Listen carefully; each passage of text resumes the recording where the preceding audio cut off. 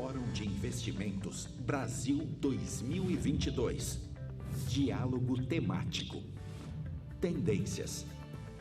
A digitalização no pós-pandemia.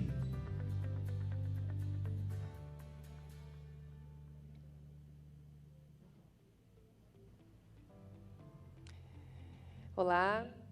Hello, good morning. Welcome to our panel, to day number 2 of the Brazil Investment Forum for 2022. My name is Ludmila Botas, and on behalf of Apex and on behalf of the Inter-American Development Bank, I welcome you who are in person here at our audience and you who are watching us online. One of the impacts of the pandemic was the acceleration of digital transformations. Disruptive technologies such as cloud computing, the Internet of Things, IoT, and artificial intelligence have forced organizations to change their business models to establish a more efficient relationship with all their audiences. Given this new scenario, what will be the new technologies to be sought, and what consumer behaviors will remain? To discuss the possible answers to it, we are pleased to welcome at the 2022 Brazil Investment Forum who are here our guests, Thiago Alves, the Brazil CEO for IWG, and Iana Dumaresque, the Director of Public Policies for Meta. Let's start with Thiago Alves, who will be the moderator of these sessions, and I will pass the floor now to him, and I wish you all a very good dialogue. Hello, everyone. Thank you very much for being here. It's a pleasure for me to be here. Thank you, Iana, and it will be a nice moment to talk very informally and bring in some interaction to our session. And I will start off by bringing perhaps what could be the biggest transformation that we lived during the pandemic so far, which will probably dictate transformations as we work in our environments in the next years, which was the adoption of the hybrid working model. That trend was kind of built before the pandemic, having more flexible work systems, and technology is what allows remote work to take place with some interaction. And when the pandemic struck, put everyone on the same page. So everyone saw him or herself to implement this remote work. It worked for some time, and then in-person work were resumed. But the digitalization of everything has come to corporate environments. Since 2021, companies have done that, but now in 2022, this hybrid work model has become a standard. A portion of a satellite office, the regular office, will be a common thing. Perhaps we would also need some human interaction with online work environments, and this will be the trend when we look at office spaces for the next years. And putting that into a context, and that is one of the biggest changes in our industries. And after 26 years, we've faced that, and we've seen that transformation taking place at a very fast pace. And this transformation is also changing it all as people work differently. They behave differently. They purchase differently. They also consume differently. And as for the Brazilians, the consumption of the Brazilian public on screen has increased about 25%, but it relates to cell phones and the computer. And that has changed so much because here we have one of the biggest players of this market. And Iana is here representing Meta, and I'd like to ask you a question, Iana. On your side, what was the biggest transformation that the pandemic brought? So, Thiago, thank you for mentioning that. But before starting, I'd like to thank our Apex and IDB colleagues. I've been familiar with your work for quite some time now. And thank you for being, for making yourselves available to the society so that we can discuss such relevant topics. and related to the biggest market trends. It's a huge joy for me to be here and sharing our experiences. And actually, the pandemic touched everyone, touched every single industry in a more or less demonstrative way, and unveiling new business opportunities. I think that you put it very well. That means how work has changed profoundly, and which would not come to the very first stage as it used to be before, but it will be driven to a new way of interacting socially within a corporate environment. And from the interaction of our social platforms, we've seen how people interact after pandemic. But in this first moment, I'd like to address with you or bring you some pieces of data that has attracted our attention at Meta. As you know, Meta is the company that now comprises WhatsApp, Facebook, Instagram, Oculus, and other social interaction platforms. And I am honored to work at the fintech segment of Meta, which are looking for options and opportunities for payment that are more agile and more interesting from the social interactions that happen on our platforms. And the trend of e-commerce attracts our attention, and it used to do so before the pandemic, but during and after the pandemic, it has consolidated itself as a very strong trend and as a great opportunity for new businesses. So in order for you to have an idea of that, and here I'm talking about Latin America, and before the pandemic, e-commerce was a market that moved 92 billion US dollars per year with a growth rate of 23% a year. But in the past 2 years, pandemic years, that growth rate shift from 23 to 47% of growth per year. In order for you to have an idea of that, during the pandemic alone, 13 million Latin Americans alone made at least one purchase online.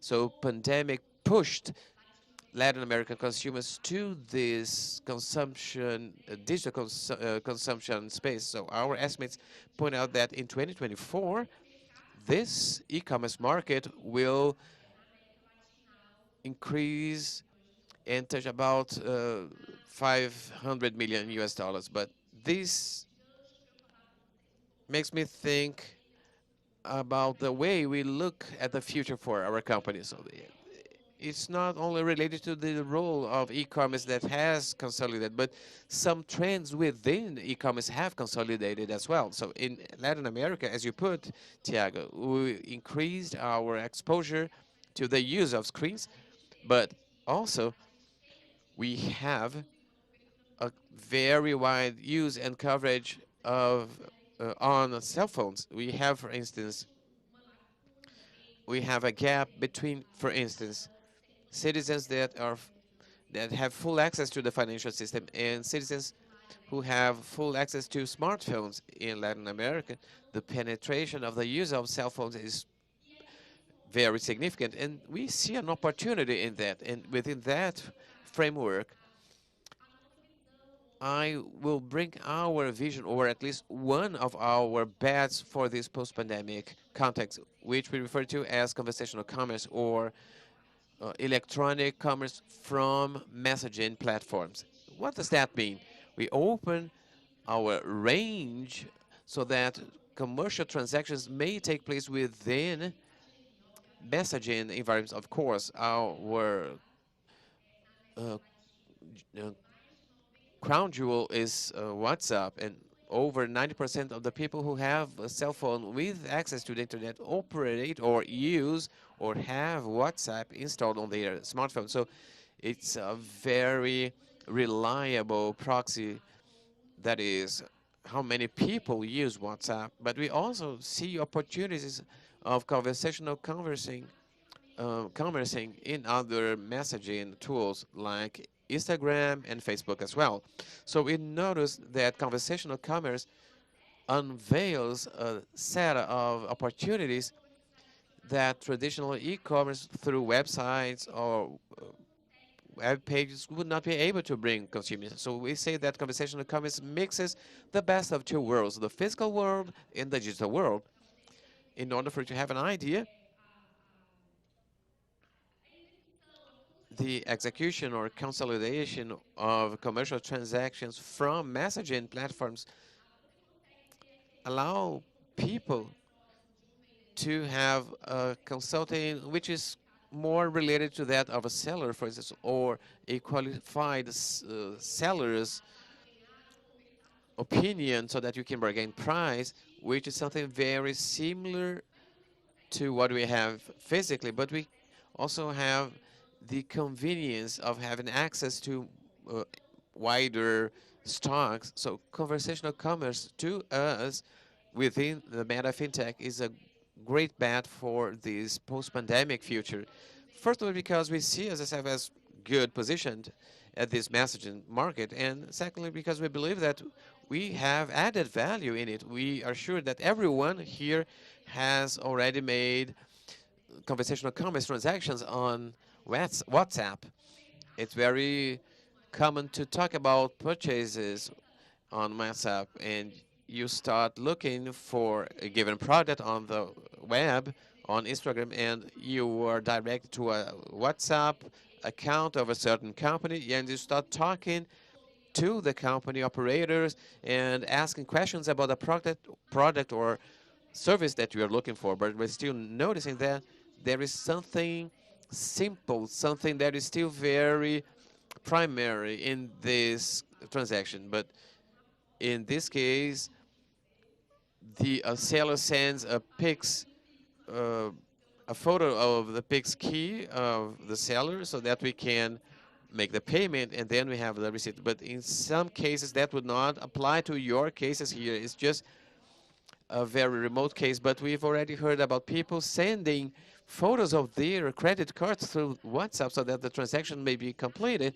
And we know that this is a way to something that is not secured and not what we could offer customers as the better experience. So we have invested and looked at this opportunity and asking ourselves, how can we add value or safety layers to a more convenient service from the opportunities and options that we have for conversational office. If we had like a pay button in your WhatsApp conversation, the conversation that you are having with someone at a specific online store, would consumers feel more secure or would have better conversion rates to the seller? And in a nutshell, we have seen this trend of conversational commerce as something irreversible after pandemic, because that dialogues with our will to having a service and a care that is more customized without losing track of the convenience of making business even with the physical barrier or the physical distance. So thank you very much for your initial speech, Iana. And well, things are well connected, and we also have seen the emergence of conversational management. We have remote conversation through WhatsApp, so we have many interactions that are now taking place on WhatsApp, which did not take place in person before. So many of us have uh, waken up and seeing that we have like 8 meetings online. Perhaps by the end of the day, we might not even remember what had been going on. So if we compare with the previous world, if we had like 4 in-person meetings a day, you perhaps would remember all of those 4 meetings because of human interaction. Humans are social beings.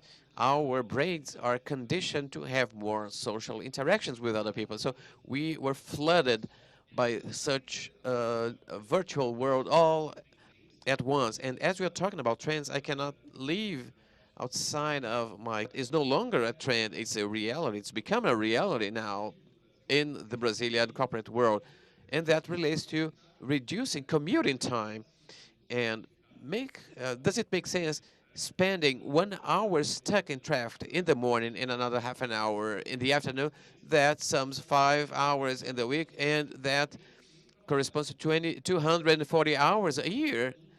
So people, companies could increase the employees' productivity if they used those hours having, for instance, online meetings. So this new world offers this flexibility of working from home and working at the office, but it's no use bringing everyone to the corporate world again, to the office, to hold these online meetings. So it's no use. But later I'll talk to Yana about a topic that everyone is aware of, which is the metaverse. So how will interactions online will take place? How will metaverse work in a corporation world? Yeah, I think we are we our vision, future vision, it's quite well known, especially when you know that since the change of the name of the company, it's inevitable change for the coming years. But we see that as a process of a construction still quite long, that will demand from us investments in many different sectors, has infrastructure, development, content creation, and of course, it will demand a brutal effort in the regulatory part. But to answer your question, do we do interactions in the metaverse? Yes, we are trying, we are testing. It's all in the trial environment still, especially here in the Latin America. The colleagues that are working here in the United States, they have more frequent tests, but here we are having less tests yet. But there is a big vision and a big bet for this transition of what's going to be the successor of what we understand as mobile internet. So metaverse is fascinating, along with this concept of a junction of bringing together ecosystems that will cater physical interaction with physical spaces, with virtual spaces, with physical interactions, giving this feeling of immersive experiences. So we foreseen an unfold of opportunities.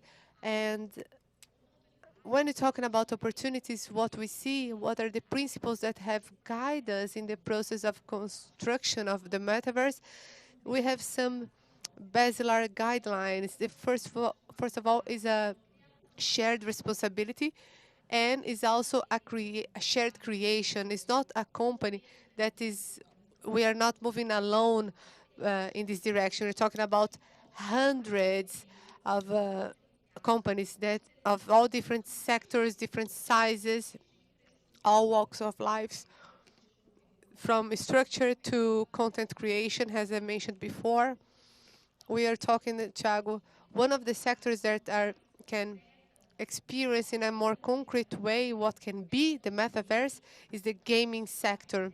So we notice that people that are more immersed in this gaming world, they can abstract it better, understand better what metaverse is going to be, because they already know what is to have this experience in the actual, in the current context. But we have a very pragmatic view of what can be this world in the metaverse. We hope that it open opportunities to the users. That is a basic principle of the company. Already in the platforms that you have today, we hope that the metaverse has a very high standards of security and privacy, because a project like this cannot avoid a very intense debate with society. It must be a safe environment where users can safeguard their integrity. So we have been dedicated to talk about the safety and security of the user within this environment. And we understand that the metaverse must be an inclusive environment as well. It must dialogue with the many different participations, as well as our society is a colorful society with many hues. Metaverse must be ready to take this multiplicity of participation. So we have a very big expectation over metaverse, and it's a work that already has started and counts with the huge dedication from our company. It's an irreversible trend, but it's still a long work. We are not going to sleep in the Web 2 and wake up on Web 3. We are not sleeping in the internet, as you know, today, and wake up in the metaverse. It's a journey of building all together and understand this journey along the years, along the months, to this reality that we call metaverse. You have used some terms here in Web 2 and Web 3.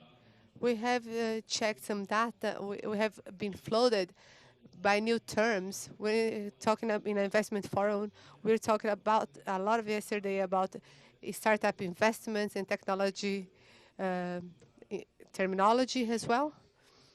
We're talking about CACs, startups, bootstrapping, and suddenly it has, we must know Web 2, Web 3, blockchain, cryptocurrency, metaverse. There is a whole new terminology. It's quite interesting how the business people have to be updated, because it's a fast-paced terminology construction. If you think like blockchain, it's a terminology that has been there for some years.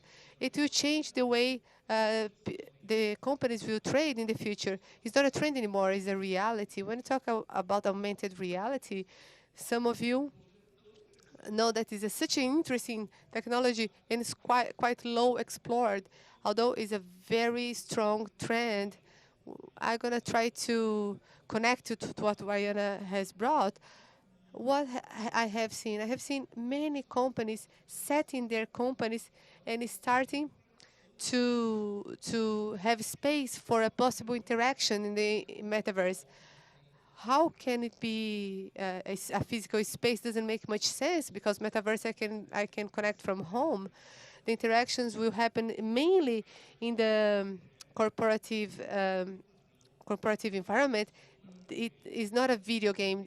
It needs a standard. It needs a modernization to engage the collaborators, and it will exist in a more ruled way. So the companies are trying to configure a hybrid spaces to serve a functional work, virtual work, and be prepared to both worlds.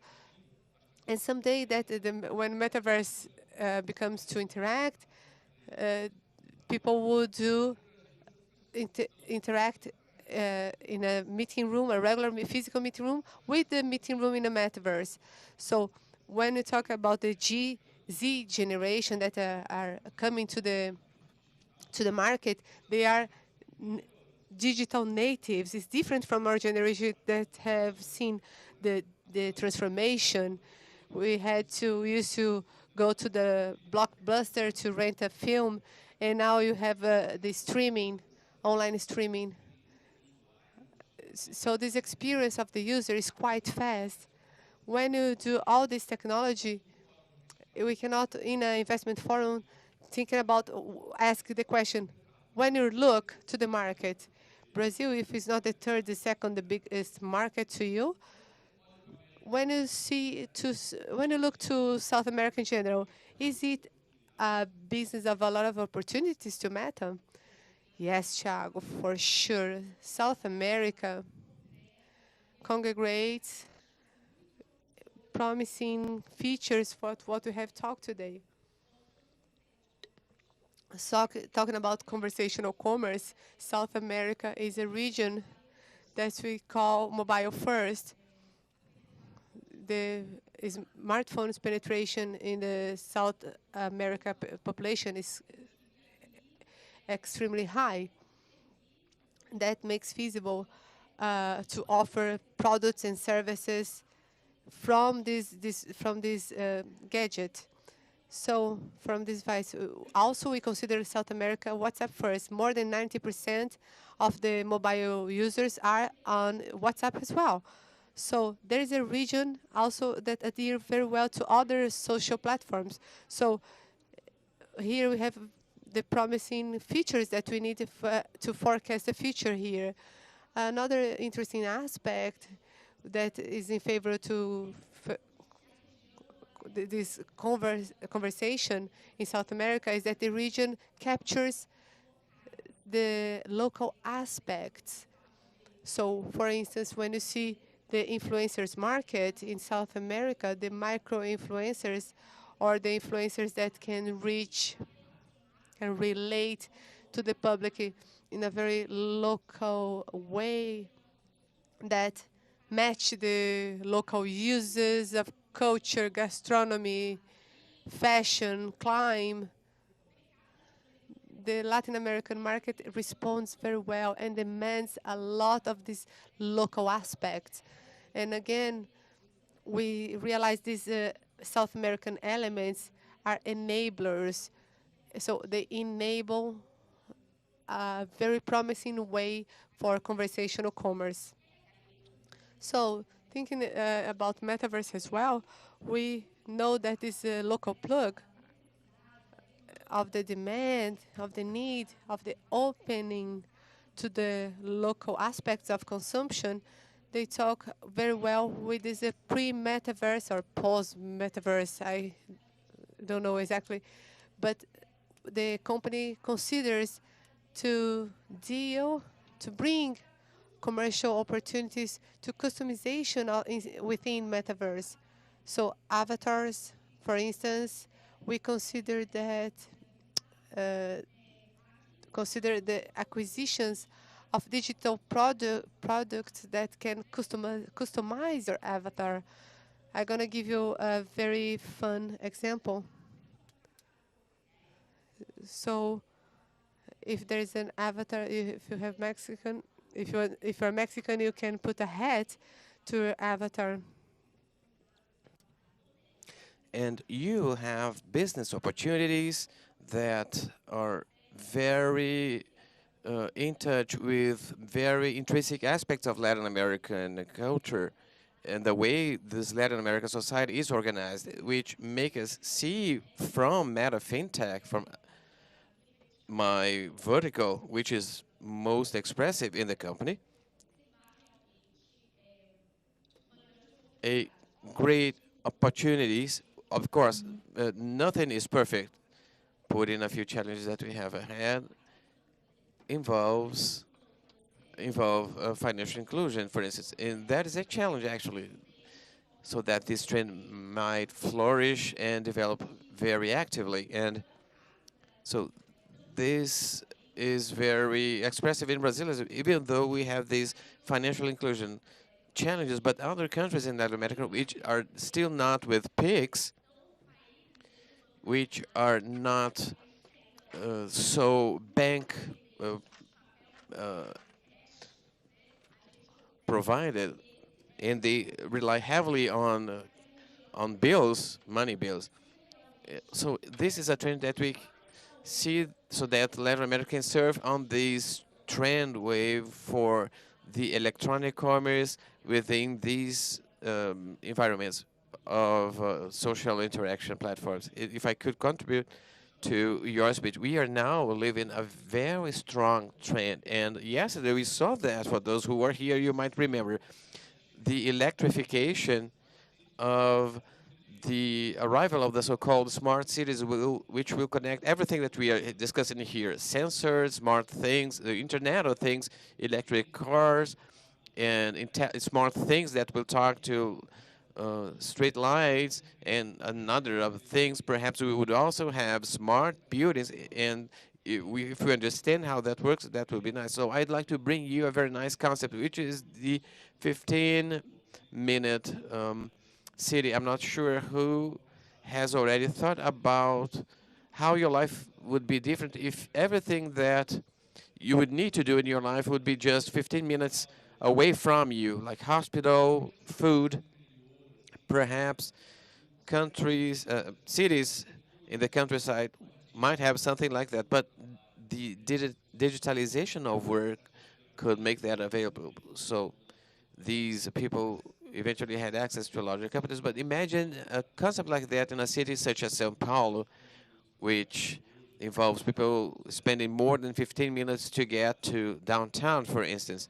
So, but see how our quality of life perception would change, because out of those trends that we've discussed here, there is nothing more important than mental health. This is something that we've discussed for the past year, like taking care of our collaborators, our colleagues, mental health, and that involves quality of life. So more and more we see that smart cities will bring this possibility, even including the crazy logistics that we have in big cities. But that will be supported by technology, because now nothing which is not on a smartphone exists. And Brazilian has approximately 80 apps installed on their smartphone. So if you have fewer than 80 apps installed on your smartphone, you are not a regular Brazilian. So even though you would only be using about 12 of those apps a day, but aware of the time, I'd like to thank you, Yana, for your participation, and for those who are here in our audience, and see you in our next panel. Thank you. Thank you very much to Thiago and Iana on behalf of IDB and ApexBrasil.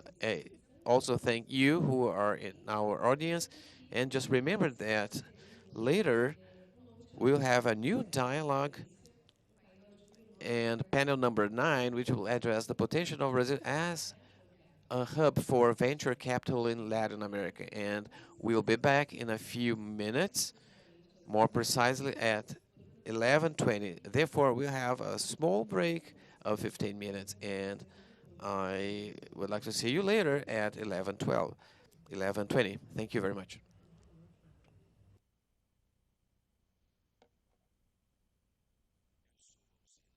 Elétrica de Itaipu. Sou fruto da união de dois povos. E esse encontro poderoso gerou tanta energia que sou capaz de impulsionar boa parte do Brasil e quase todo o Paraguai. Eu ilumino, transformo, integro desenvolvimento e respeito ao meio ambiente, na proteção das matas ciliares, dos rios e das nascentes, na criação de refúgios biológicos e no cuidado com o futuro. Até hoje, sou a usina que mais produziu energia limpa e renovável no planeta. E capturo uma imensa quantidade de CO2 da atmosfera, preservando a mata nativa e a biodiversidade com toda a força que eu puder gerar. Eu sou Itaipu binacional. Sou mais do que energia, sou desenvolvimento sustentável.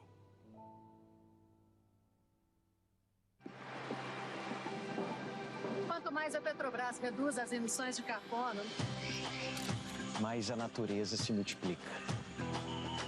Quanto mais os nossos supercomputadores acertam, mais microcomputadores e escolas como a minha ganham.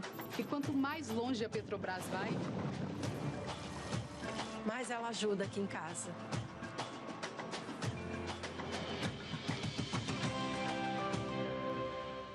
Peraí, que a Petrobras faz mais, muito mais. Pode continuar o comercial. Quanto mais a gente evolui os produtos aqui da Petrobras, mais inovação a minha turma gera. Quanto mais para o futuro a Petrobras olha, mais a gente cuida do presente. Hoje é assim. Quanto mais resultados para a Petrobras, mais benefícios para os brasileiros. Petrobras, energia que transforma nossa sociedade.